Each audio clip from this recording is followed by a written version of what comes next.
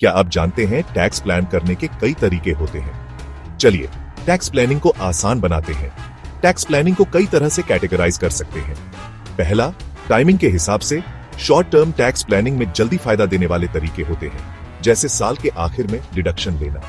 Long term tax planning में future savings के लिए सोच समझकर इन्वेस्टमेंट करना होता है, जैसे रिटायरमेंट प्लान्स। अगला, पर्पस के हिसाब से परमिसिव टैक्स प्लानिंग का मतलब है टैक्स बचाने वाले तरीकों में इन्वेस्ट करना।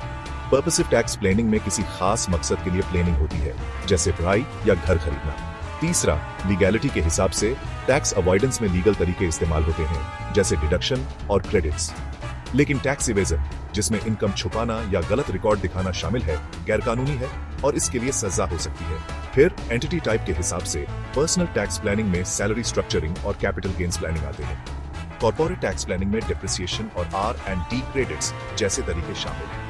आखिर में स्ट्रेटेजी के हिसाब से रेवेन्यू टैक्स प्लानिंग में इनकम को बांटकर टैक्स कम किया जाता है। इन्वेस्टमेंट टैक्स प्लानिंग में टैक्स फ्री बॉन्ड्स चुनना शामिल है और रिटायरमेंट टैक्स प्लानिंग में फ्यूचर बेनिफिट्स के लिए पेंशन प्लान्स में पैसा डालना होता है। ज्यादा जानकारी के लिए पर्सनल CFO देखें।